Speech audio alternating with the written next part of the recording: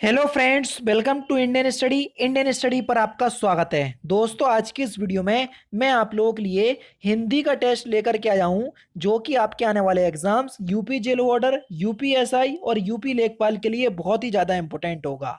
तो वीडियो को एंड तक जरूर देखिएगा, क्योंकि लास्ट में मैं आपसे एक क्वेश्चन भी पूछूंगा और उसका आंसर आपको कमेंट बॉक्स में बताना होगा।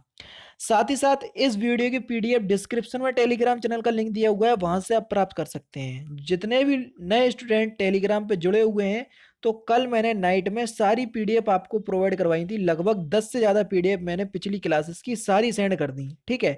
अब जो बच्चे ऐड हो रहे हैं नए वाले, तो उनसे कहना चाहूँगा कि आपको अगर पीडीएफ ना मिले तो आप चैनल के फाइल वाले सेक्शंस पे जाइएगा, तो आपको सितंबर में और अक्टूबर में, उससे पहले क्या नाम है, जुलाई में, ठीक है, जितनी भी मैंने जो पीडीएफ आपको प्रोवाइड करवाई हैं और अगस्त वाली, वो सारी पीडीएफ आपको वहां पर मिल जाएंगी, एक एक पीडीएफ। ठीक है।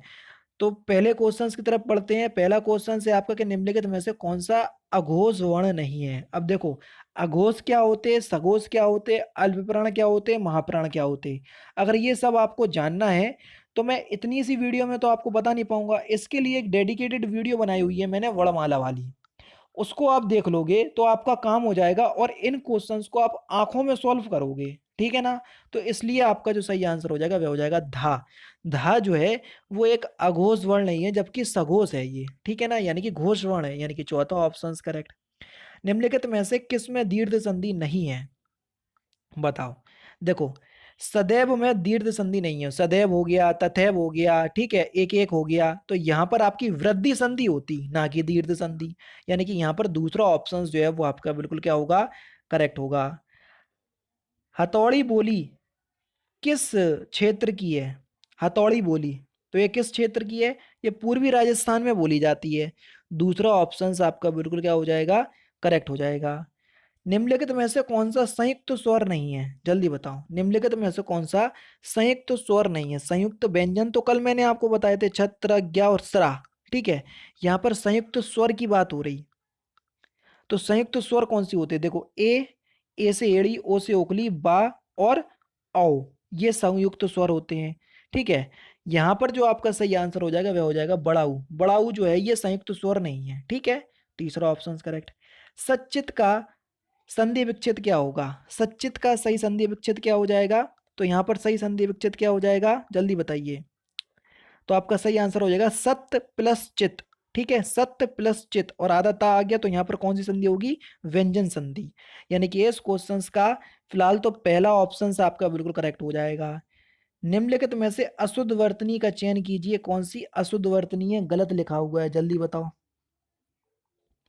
तो अशुद्ध वर्तनी कौन सी है, तो आपका जो सही आंसर हो जाएगा वह हो जाएगा संग्रहित। यानी कि इस क्वेश्चन का तीसरा ऑप्शन करेक्ट है। संग्रहित में सही किस प्रकार से लिखेंगे वो मैं आपको बता रहा हूँ। देखो, ये पूरा बिल्कुल ऐसा ही लिखा जाएगा, बस गा में जो रा की मात्रा है वो इस प्रकार से लगेगी, और बाकी वही का वही रहेगा। ठीक है ना, ये वही का वही रहेगा। तो यानी कि इस क्वेश्चन का तीसरा ऑप्शन करेक्ट। यहाँ पर शुद्ध वर्तनी बताना है।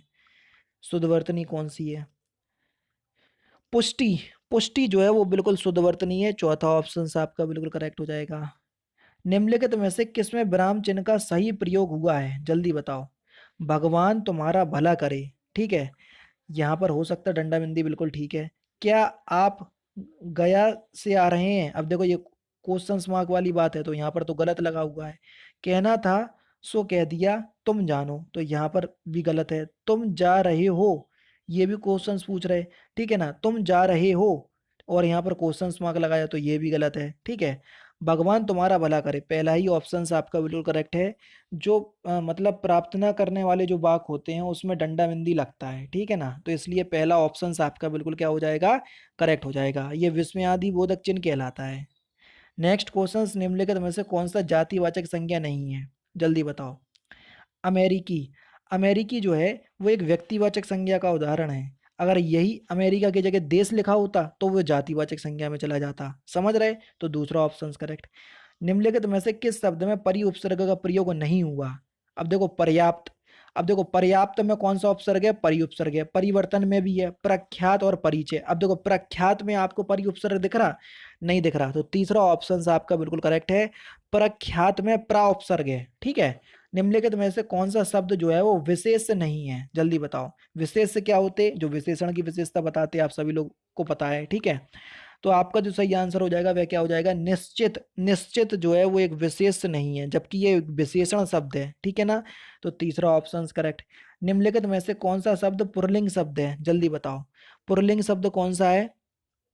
विराम। विराम शब्द जो है वो एक पुल्लिंग शब्द है। तीसरा ऑप्शन बिल्कुल करेक्ट। निम्नलिखित में से कौन सा स्त्रीलिंग शब्द है? जल्दी बताओ। निम्नलिखित में से कौन सा स्त्रीलिंग शब्द है? तो आपका सही आंसर हो जाएगा संविदा। और याद कर लो जी, बहुत इंपॉर्टेंट क्वेश्चंस बन गया ये, आप सभी लोग जानते हैं क्यों? क्योंकि अभी हाल ही में उत्तर प्रदेश सरकार ने घोषणा की कि अगर आपको उत्तर प्रदेश सरकार में नौकरी करना है तो पहले के जो 5 वर्ष हैं वो आपको संविदा पे देने पड़ेंगे। और ये क्वेश्चन अब आप सभी लोग जानते हैं कितना इंपॉर्टेंट बन गया। तो संविदा शब्द जो है वो एक स्त्रीलिंग शब्द है। निम्नलिखित में से कपाट का तद्भव क्या होगा? कपाट का तद्भव। तो कपाट का जो तद्भव हो जाएगा वो क्या हो जाएगा? किवाड़। यानी कि दूसरा ऑप्शन आपका बिल्कुल क्या हो जाएगा? करेक्ट हो जाएगा। नेक्स्ट क्वेश्चन की तरफ चलते हैं। नेक्स्ट क्वेश्चन से आपका कि निम्नलिखित में से त्रुटिपूर्ण विकल्प का चयन कीजिए। खिचड़ी जो है वो देशज शब्द है? बिल्कुल है। खरपर जो है वो तत्सम है? बिल्कुल है। कुली जो है वो अरबी भाषा का शब्द है? बस यही गलत है। क्यों? क्योंकि जो कुली है ना ये अरबी भाषा का नहीं, तुर्की भाषा का शब्द है। तो तीसरा ऑप्शन करेक्ट। नेक्स्ट क्वेश्चंस में किस शब्द में या जोड़कर बहुवचन नहीं बनाया जाता? देखो तिथि का तिथियां होता है, बिल्कुल ठीक है। नीति का नीतियां होता है, बिल्कुल ठीक है। रीति का रीतियां होता है, बिल्कुल ठीक है। अब आपका नारी का नारिया, तो ये भी आपका बिल्कुल ठीक हो जाएगा। लेकिन दोस्तों आप नारी कैसे लिखोगे? नारी इस प्रकार से लिखते, और जब इसका बहुवचन बनता है तो जो मात्रा है बड़ी की वो छोटी में परिवर्तित हो जाती, यानी कि ये नारियां हो जाता, ठीक है। अब यहाँ पर जो बहुवचन बना है वो या से नहीं या से बना, इससे बना, ठीक है ना। तो यहाँ पर जो बहुवचन के रूप में शब्द प्रयोग होगा वो ये शब्द प्रयोग होगा, और यहाँ पर या की बात हो रही, तो इसलिए पहला ऑप्शन जो है वो गलत होगा। समझ रहे? नेक्स्ट क्वेश्चन की तरफ बढ़ते हैं। त्रुटिपूर्ण विकल्प का चयन कीजिए। कौन सा वाक्य शब्द जो है वो त्रुटिपूर्ण है? कर्ता ने कर्म को कर्ण से संप्रदान के लिए अपादान से अधिकरण में, यहाँ पर यानी कि संप्रदान में कौन सा विभक्ति चिन्ह आता है? संप्रदान के लिए। और यहाँ पर विभक्ति चिन्ह का दे दिया, क्या दे रहे हैं? यहाँ पर दे रहे हैं से, तो यही गलत है। गौरी शंकर में कौन सा समास है? जल्दी बताओ। गौरी शंकर में कौन सा समास है? अब देखो गौरी शंकर को आप समास विग्रह करो। गौरी शंकर का समास विग्रह क्या होगा? गौरी और शंकर। और जब और या लगाव लग जाता है तो वहां पर क्या होता है? द्वंद्व समास। तो यानी कि पहला ऑप्शन आपका करेक्ट होगा। समझ रहे? निम्नलिखित में से वाक्य में से निजवाचक सर्वनाम आप का प्रयोग हुआ है कहाँ पर? जल्दी बताओ। आप मेरे सिर आंखों पर हैं, आप भला तो जग भला, आप क्या राय देते हैं? उपयुक्त में से कोई नहीं। तो आपका सही आंसर क्या हो जाएगा?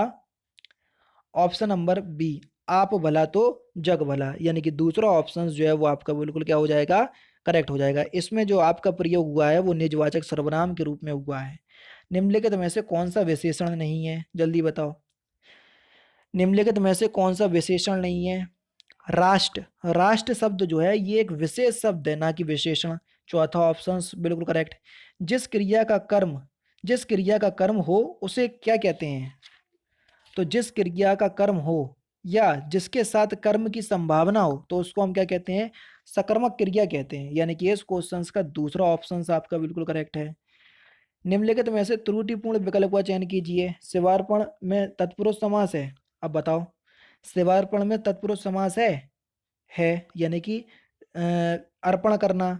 तो यहाँ पर तत्पुरुष समास होगा? बिल्कुल होगा, ठीक है ना।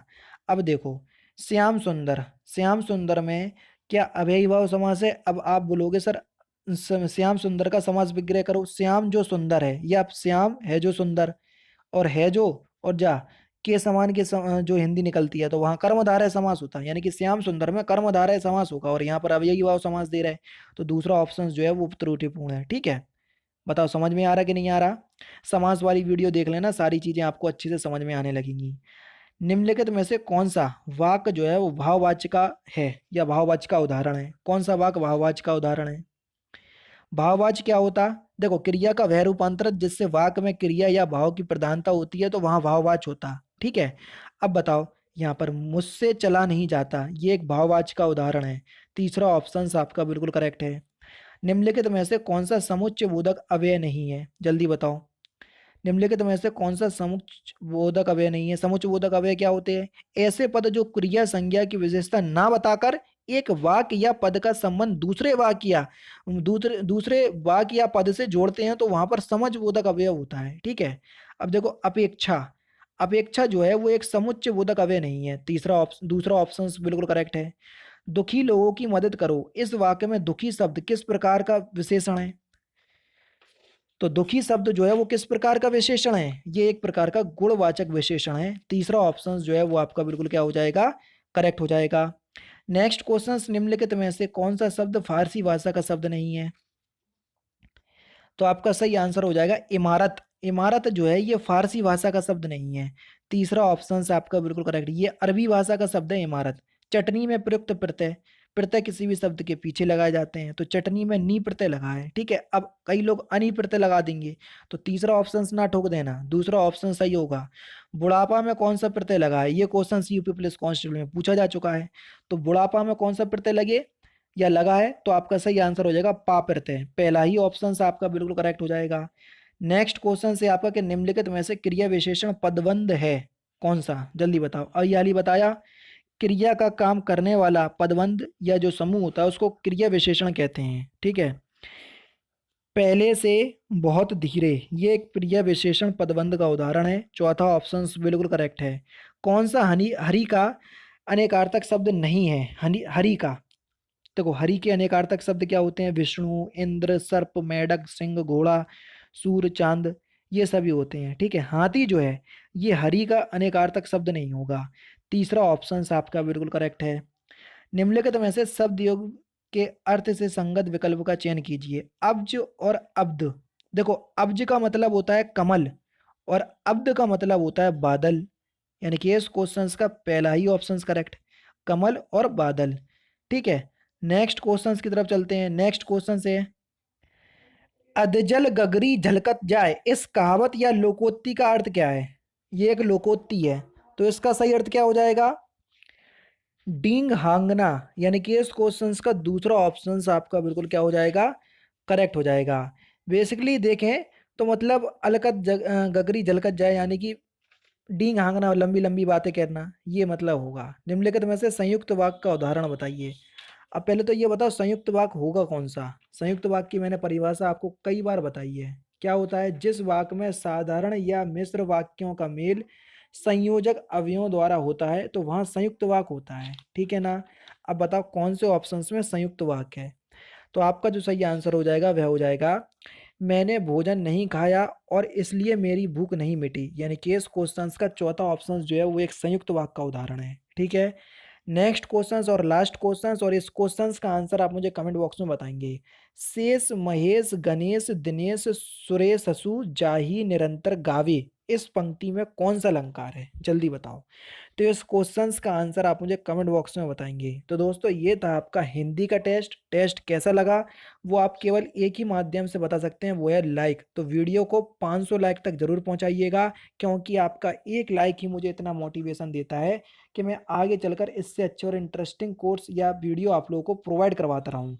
तो दोस्तों फिलहाल की वीडियो में तो सिर्फ इतना ही। अगर आपको वीडियो पसंद आए तो प्लीज़ दोस्तों वीडियो को लाइक कीजिए, शेयर कीजिए और साथ ही साथ हमारे चैनल को सब्सक्राइब करना ना भूलें, क्योंकि मैं रोजाना इसी तरह की वीडियोस आप लोगों के लिए लाता रहता हूँ। नमस्कार दोस्तों, जय हिंद, जय भारत।